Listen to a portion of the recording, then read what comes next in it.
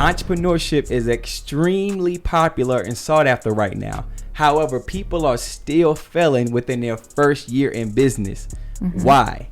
We are going to discuss the mistakes that people are commonly making throughout their journey so we can help them avoid some of that and have a better chance of actually gaining success and continuously growing.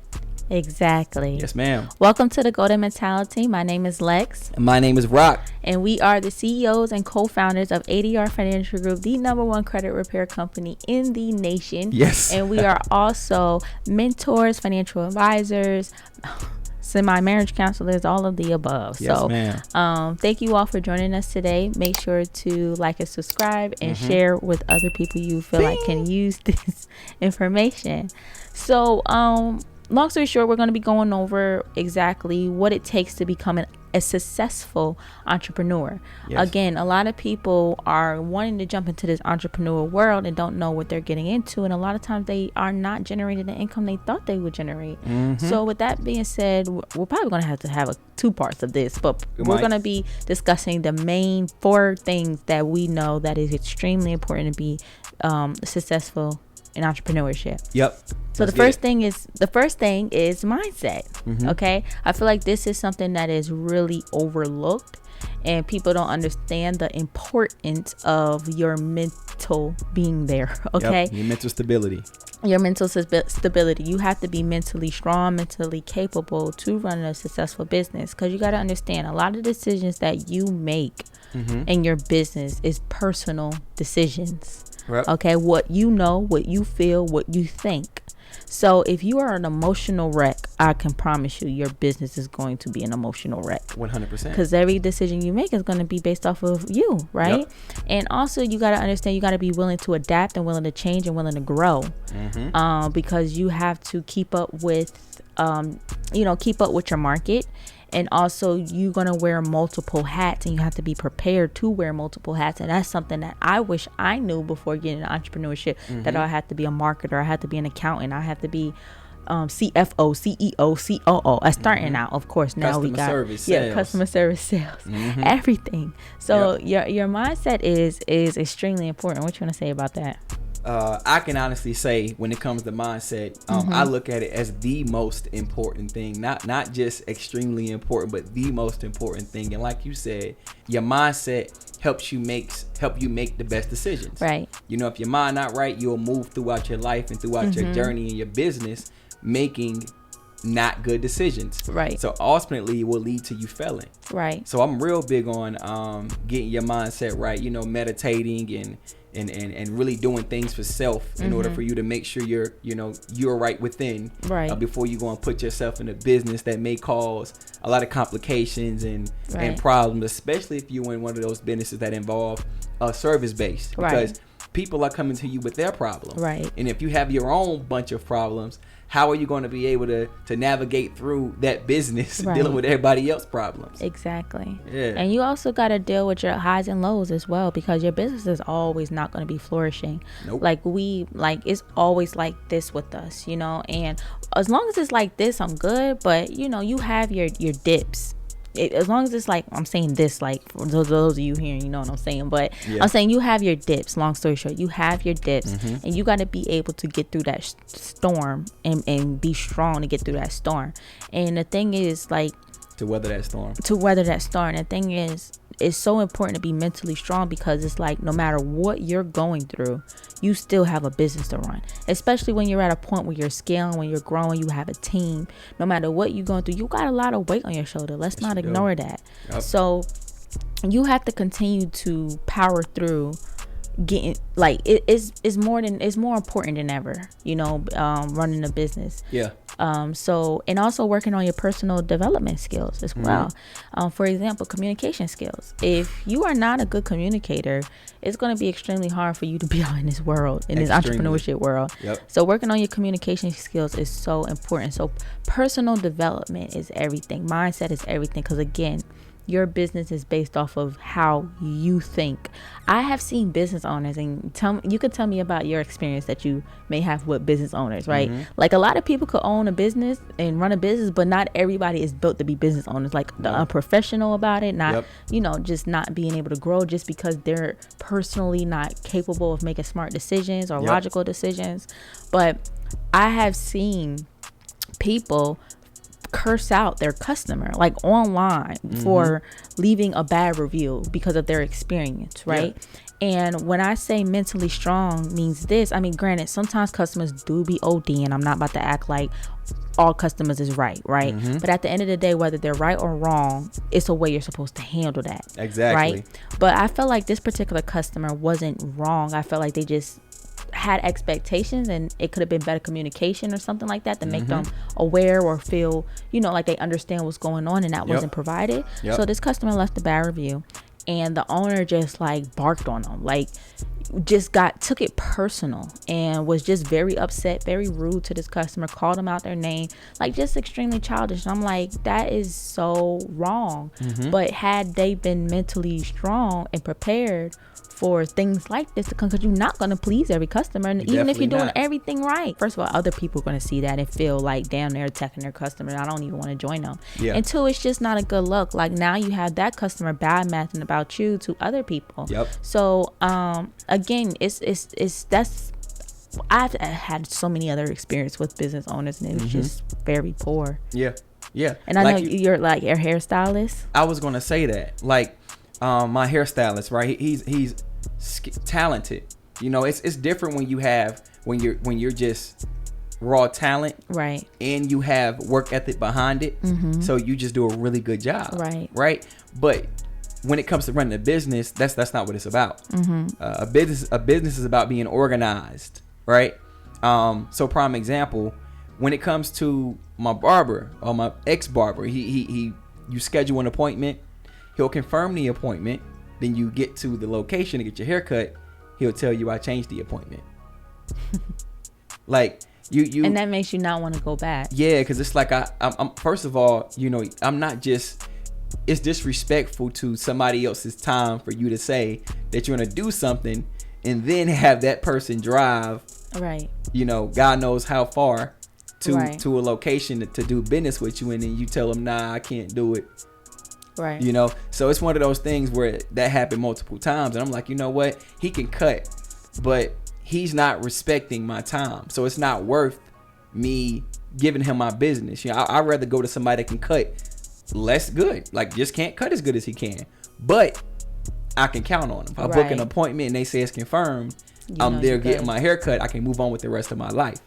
You know what I'm saying? And that's that's an issue with a lot of barbers and hair salons. So that would be a characteristic, a personal characteristics of an organization, right? Yes. Like personally, he's most likely just an unorganized person that shows in his business. 100%. So, and again, it ain't just with, I see that with people from small one-man barbershops and salons and nail techs, going on up to damn credit repair businesses, credit coaching programs, whatever the case may be. I see it everywhere.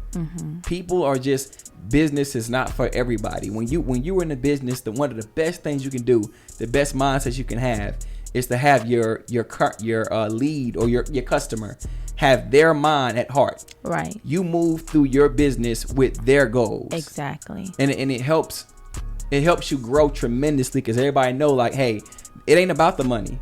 They gonna take care of you regardless. You know what I'm saying? So always put yourself in the customer's shoes, no matter what the situation is. Like you always got to say, there's been times where we had upset customers, and I had to put myself in their position. Like, shoot, I'll be upset too. Like, or even try to relate to their personal life and what they're going through. And I'm like, damn, that is messed up. So I can't take it personal at the end of the day. Another thing, wrapping up the mindset note, is being able to constantly motivate yourself. That is so important. You have to find motivation. How do you motivate yourself? Me, I do some self-motivations, like affirmations. So I would tell myself, every day, I'm strong, I'm smart, I can get through whatever that comes to me. God is with me at all times. I'll say a bunch of different things. I don't have something I say all the time, but I make sure that I give myself positive affirmations every day, and I absolutely love listening to other affirmations constantly. But it's so important to motivate yourself because it's going to get tough. Like, it's no way around it. You're going to fall. You're going to fail. You might even be working on your business for 2 freaking years and don't even hit $1 million. But you have to continuously find out. 5 years. Yeah, 5 years. 5 years.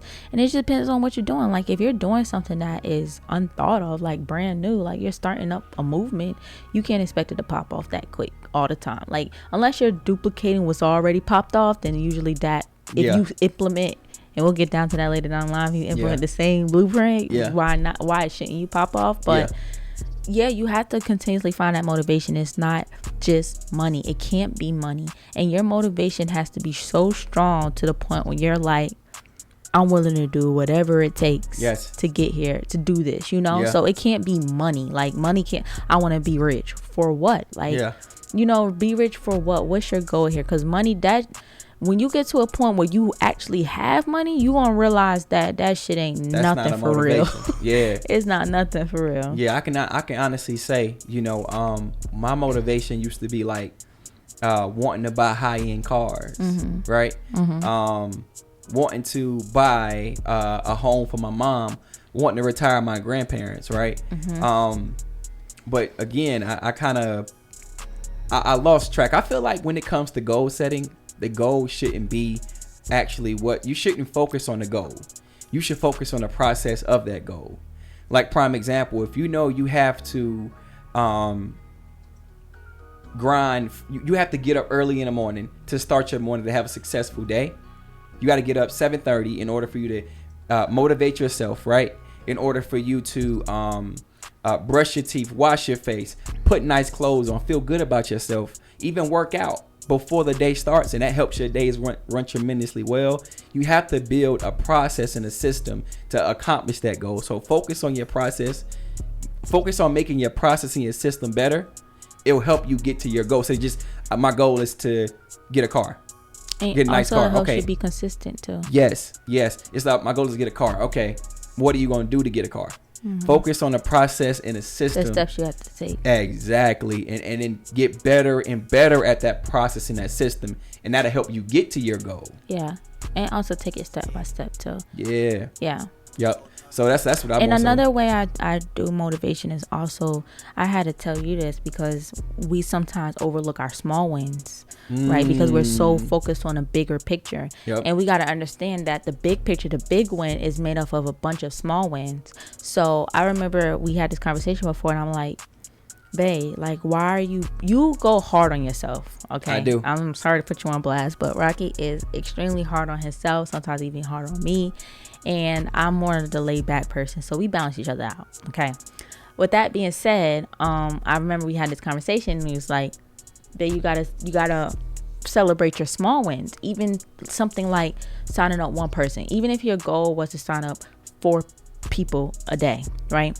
Even if you sign up one person, you need to celebrate that. And then next week you sign up 2 people, and the week after is 3 people. Like, small, you're slowly and surely. Or you can be like, at least I signed up one person rather than none. Or you could be like, damn, I ain't reached my goal. I was supposed to sign up 5 people. What the hell going on? And come down on yourself. Yeah. Right, and come down on yourself. So every little small accomplishment that you make in your business, you need to be proud of yourself about, and not say, well, I'm not happy until I get here. I'm not sleeping until I'm getting here. I'm not enjoying my life until I get here. I agree. Take it in chunks, because that's the fastest way you can become overwhelmed, is constantly looking at the bigger picture. So step back and understand that the bigger picture is full of smaller pieces, just like a puzzle, right? Puzzle got a bunch of small pieces. You got to put it all together. So if you ain't gonna do that, then you ain't never gonna get the puzzle right. Great example, great analogy. I love it. Mindset, baby. So next topic is networking. Oh my God, I can talk about this all day. I want to cook, so don't take all day for real. I got you. So when it comes to networking for my, with me, I can honestly say that I want to network more. I experienced networking my first time going to a mentorship or a mastermind, right? And I've seen you're around a bunch of people that invested the same amount of money you invested, that has invested the same amount of time you invested, which means y'all have a goal that's very similar, right? Doesn't matter if y'all are in two different industries. What matters is y'all mind and the direction y'all want to go is going to the same place. So, hey, bro, what's working for you? Hey, queen, what's working for you? Entrepreneurship is the same industry. I like to look at it. Go ahead. You know what? It is the same industry. It really is the same industry. So, but with that being said, I feel like I gained, some people that I'll be talking to for a long time through masterminds, right? A lot of times it ain't what you know, it's who you know. So you can go so much further in places. Like it may not be something that you can get done with your money, right? But somebody like, hey, look, I'm gonna plug you in with old girl, so y'all can kick off this event, so y'all can go live together and talk about this, that, and the third. Right. So it's really important for you to get out here and network with people as much as possible. Right. And that's gonna do nothing but just take you up the food chain in the network game. Right. Exactly. Networking is so important. And my first real life experience about understanding the importance of knowing people, like knowing good people, was when I was actually working in corporate America. Okay, it wasn't in entrepreneurship, it was in corporate America. And I learned this lesson. I learned it the hard way too, because two things I learned: it's so important to know the right people, and it's so important to treat everybody you come with kind. Come to kind, because you never know who you're going to meet. Like I'm not a person that's mean in the first place, but I have done things in my past that I kind of cut throats on people, what I'm saying, because being selfish. But always treat people kind. I don't care how that person looks, what that person has. You never know what they're capable of. You never know who they know. Okay. So when I was working in corporate, I was 22 years old, and I went from bartender. I said barber. I went from bartender to working in corporate America as a commercial mortgage analyst, and that was a job that was paying me $60,000 a year. I was 22 years old. That was a job you had to have at least a 4-year degree. I had no college degree whatsoever. I had no experience in that field or industry at all. Okay. So the guy that managed that department, he was the manager at the bar I worked at, Kirk. Okay.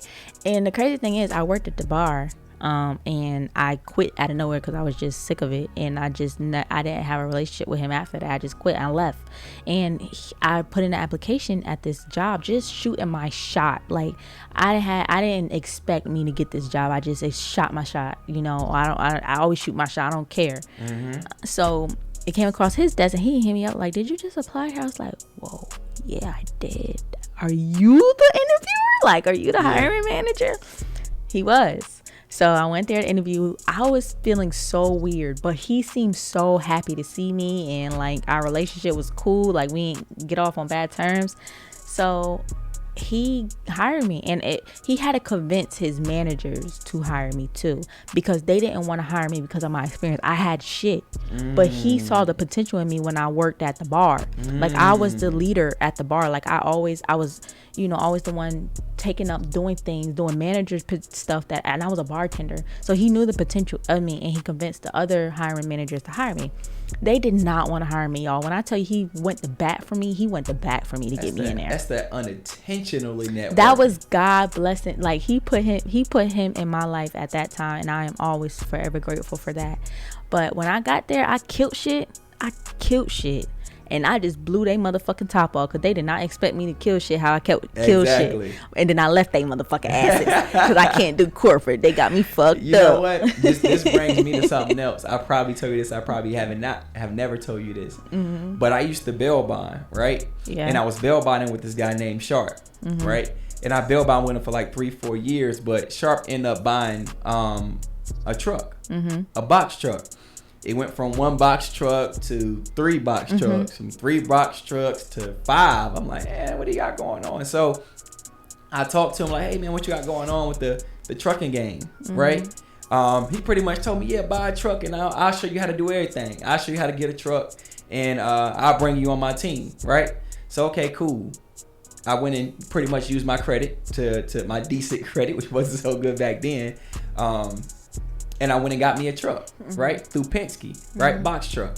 And with that particular situation, it gave me leverage to actually, for us to leave our small town in Greenville and still have income in Charlotte. But my point is, I got that from him. Right. Networking. Somebody showing you. Yeah, networking. Right. Literally. If I didn't know him and I didn't bail bond for him, I would have never been able to get in the trucking industry and know what I know. I built the trucking company from the ground up. Right. From the ground up. Yeah, you did. So with that being said, it was just an opportunity for me to, go out there and do my thing. You never know who you might. You never know. Even though the situation with him didn't go that well, but at the end of the day, I learned and I dipped my feet in a whole nother industry. If I ever decided to go back to trucking, I can kill shit. Because I was in the business for 3 years. I went through a bunch of trial and error. And now I know what I know now. It's a whole nother ball game. But my point is, your network is your net worth. Yes, and that is a big fact. So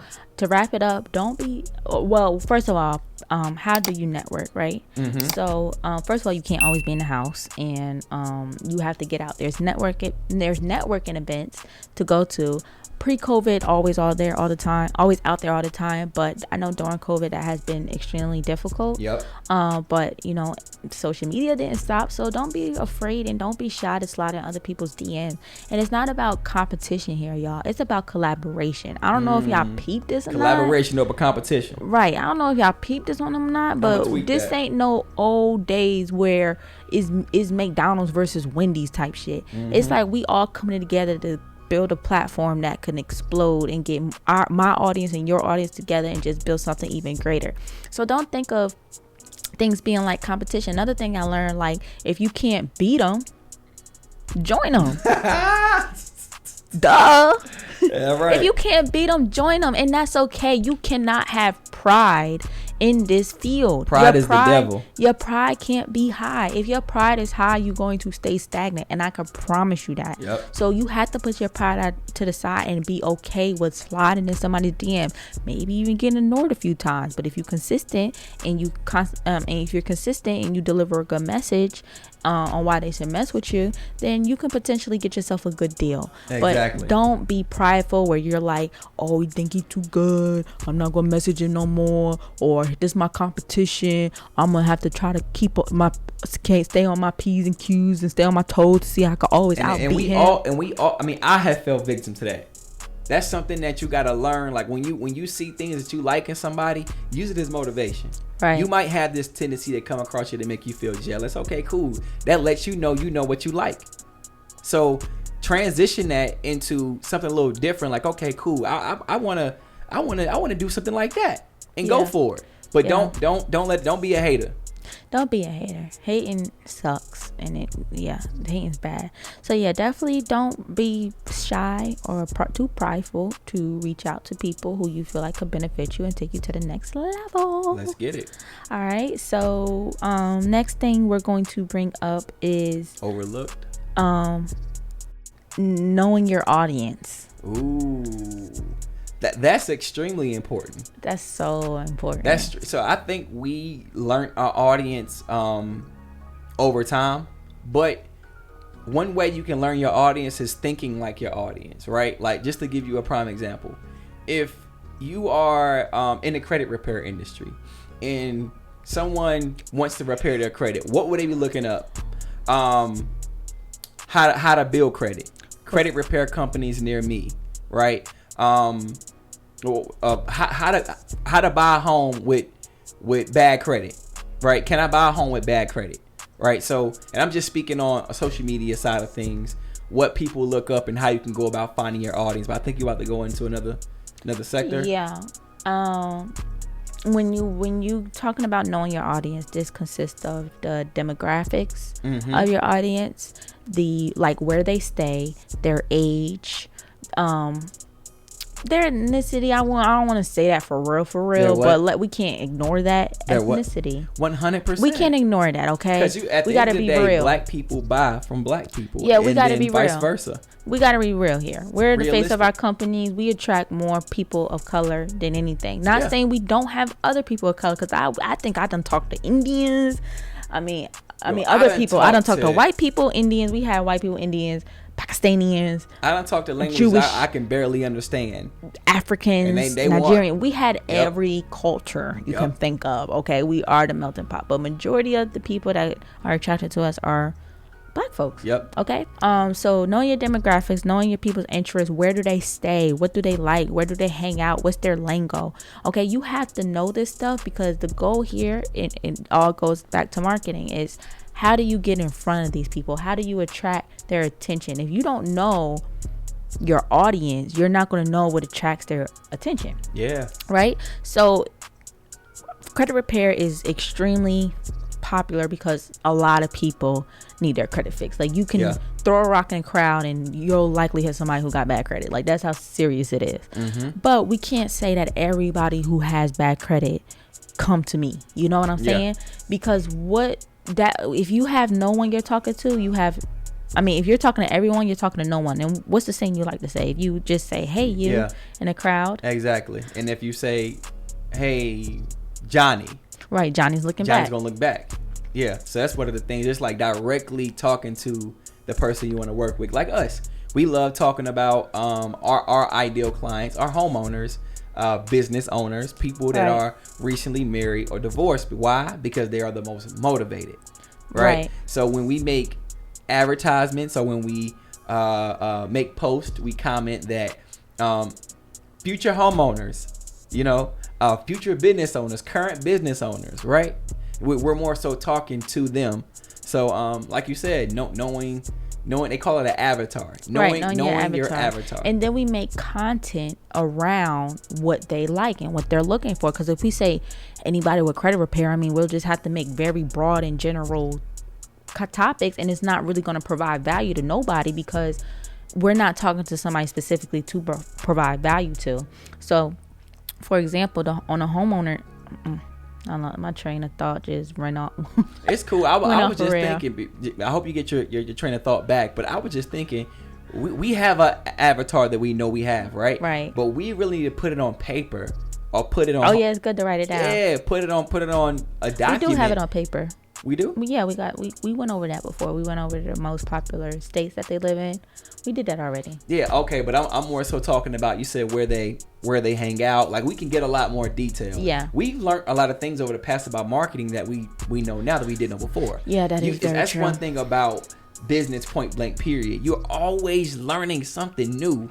You may go back and look at your old videos, be like, damn, I thought I knew what I was talking about. No, I got nothing. And don't feel bad. At the end of the day, as long as you're knowing you're growing, and that's the key. I don't care that, I may not knew something back then. My goal is to continuously learn, right? So, with that being said, like I said, like you said, know your avatar, know the demographics, know your audience, because it all goes down to first of all, attracting the right audience, okay? Because not all money's not good money. So if you don't have an ideal customer, you're gonna get bad apples.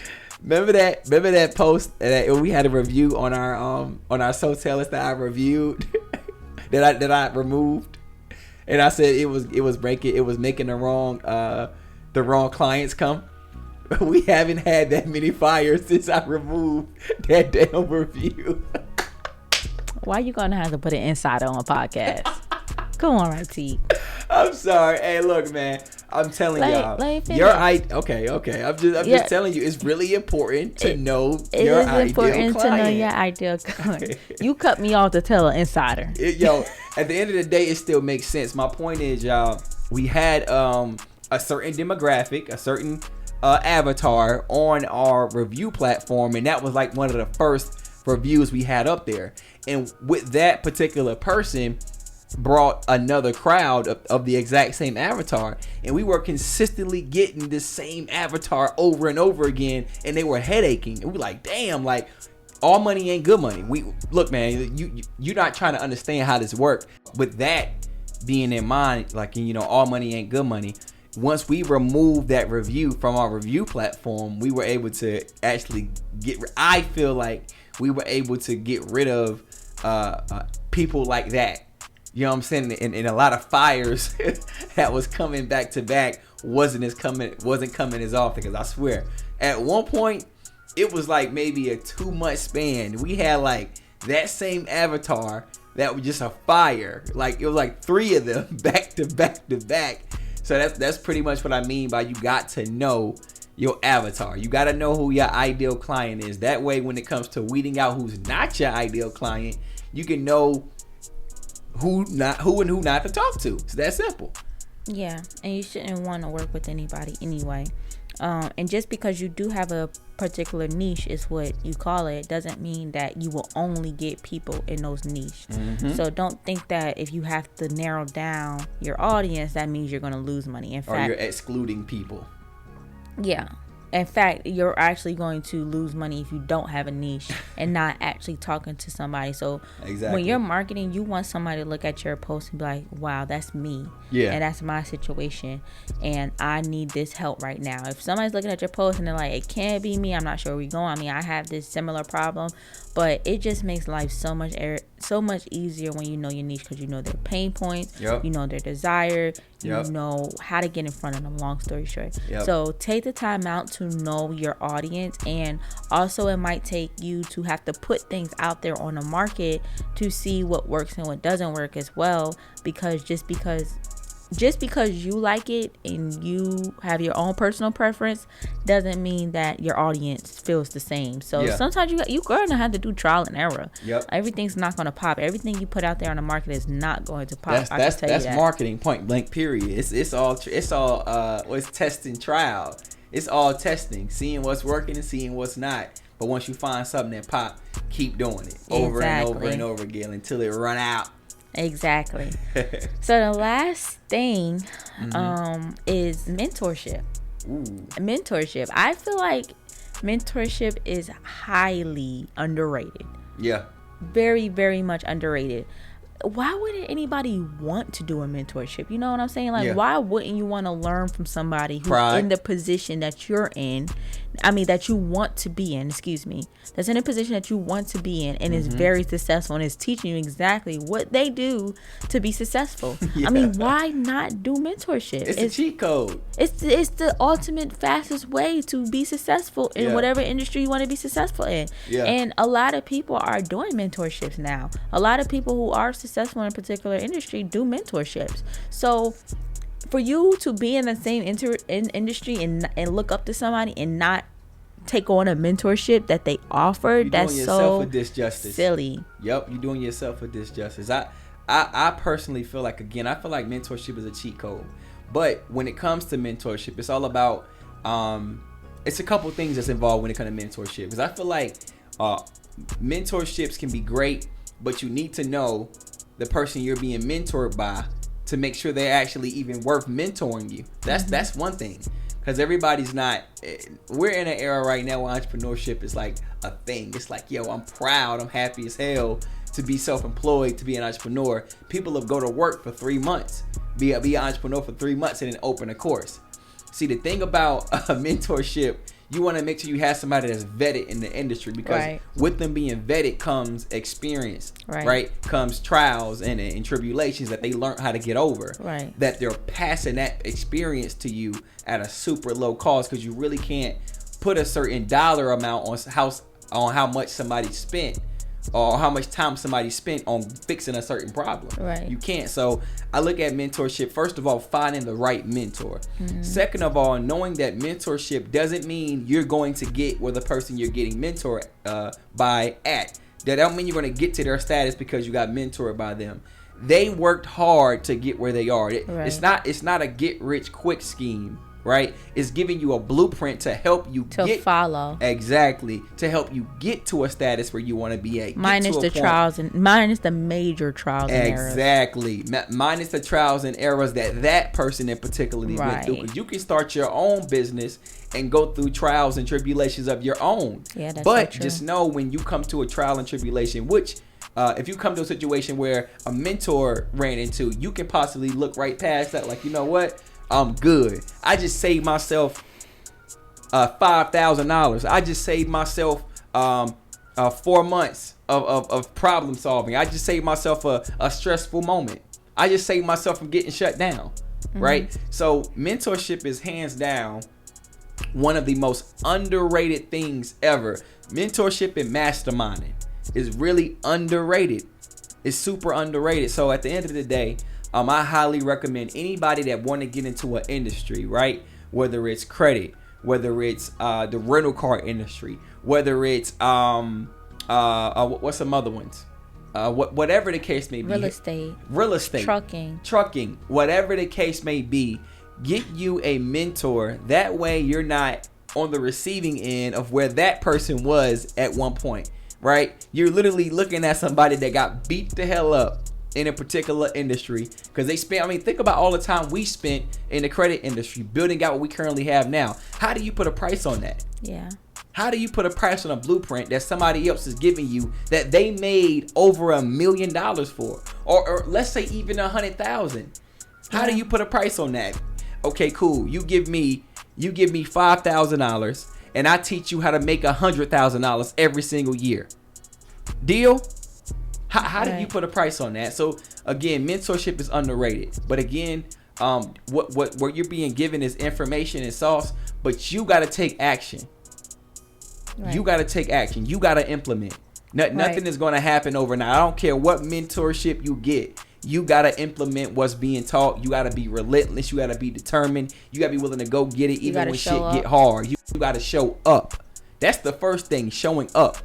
A lot of people just don't show up. Right. Show up. I don't care if you got anxiety. I don't care if your nerves about to pop out of your head. Show up. That's the first thing you want to do. Showing up actually put us in front of a lot of people. I'm just thinking of one right now when we took Doug mentorship. He said he's going to have 100 mentees online. We was debating at first, 100 people. We ain't prepared, blah, blah, blah, blah, blah. No, show up. We showed up, got a bunch of followers after that free presentation we gave, which indirectly people signed up from that for our credit repair services. So showing up, implementing, and being determined is the battle, right? Because you will go through shit. There's nobody who owned a business that didn't go through shit. There's nobody that ever owned a business or was successful that didn't fail. So learn to fail, to take lessons on why you fail, and to move on. Yes, mentorship is extremely important. So I highly encourage you all that if you are looking to have a certain goal, or you're in a certain industry right now and you feel like that you are missing out on a lot, or you're not growing as fast as you like, or you do have people that you look up to that's offering mentorship, definitely take on it. Like 100%. I feel like it's definitely worth it. You're not going to learn everything you need, but it is a really good blueprint to follow and get started and get the ball rolling. Like what Rocky's saying, like you'll go through your own trials, like that the mentor who taught you didn't go through, and that's just that's normal. We all live our own. We will have different journeys. We have different customers, different experience. We are different people. Period. And we actually have a mentorship ourselves for those of you who are interested in starting your own profitable credit business.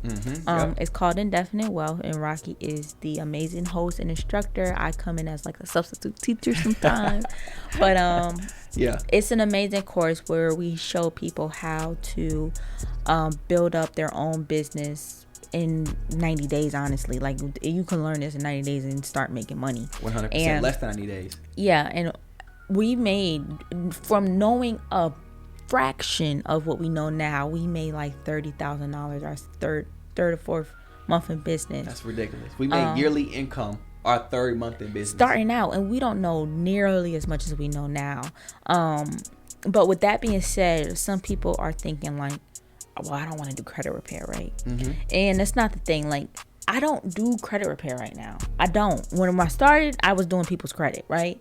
But you have to think on the back end, on the long term. Right now, I own the business. I'm the CEO. I oversee everything, and my job is to recruit and oversee and make sure that I'm serving my purpose with educating. On the business, not in the business, right? But it's a good business to get into because one, it's extremely lucrative. Again, you can throw a rock in a cloud and most likely hit somebody who need credit repair. Yep. It's something that is a really desirable need in America. It's not like it's something that is going to be hard for you to find clientele. It ain't going nowhere. The banks need people to lend, right? So, and they need people. They need to be able to judge the people that need lending. I mean, credit repair is an industry. The credit business, point blank, period. Talking about credit, talking about trade lines, talking about funding. That business is not going nowhere. It's solid. Mm-hmm. It's on the ground because the banks ain't going. Is the bank going anywhere? You think Chase going anywhere? BB&T, Bank of America, huh? No. Okay, I thought so. So it's extremely lucrative, and on top of that, there's only two things I ask people to see if this will be a good fit for them starting a credit business. Do you like helping people? Mm-hmm. And do you like making money? Mm-hmm. Ooh. Those are the only two things I need to know, because this is something that's helping people. It just happens to be in a financial side, but we are actually helping people. We're solving problems and helping people achieve their goals. There's no better feeling I have when I hear people reach out to me saying, thank y'all so much. You helped me get my first home. I could have never done it without you. Or thank you so much. You helped me buy my dream car. You helped me start a business for me and my family. You know what I'm saying? Like, we're really putting people in different positions all because of financial literacy and helping them with their credit. And at the same time, we make a lot of good money from it as well. Exactly. And it also opened the door to so many other opportunities, because credit repair is just one thing, but here's also things you can incorporate in your credit repair. You can also do funding. You can also start a trade line business. Yep. You can also talk about business credit. You can also have courses. Like, it's just so many strings that attach down from that it's like you don't have just one straight narrow path and that's it. Once you master this, it's so much other stuff things you can tap into. And also for you and your family as well. Exactly. Like, you understanding credit and also funding. Yep. The opportunity is unlimited. We can get financing for ourselves in anything we want to do moving forward right now. Same thing in marketing. Like, knowing marketing is a skill. If you know how to market, you can open any business and have it booming. Damn right. So I look at credit the same way on a financing note. I feel you 100%. So one thing about the credit business, point blank, period. You know how you hear sayings where people say you want to have multiple streams of income, mm-hmm. right? You need to have one income is too close to none, mm-hmm. right?